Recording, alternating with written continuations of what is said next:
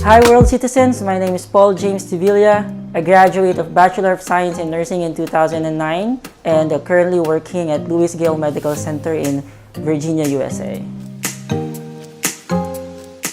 In 2019, I started dreaming of working abroad.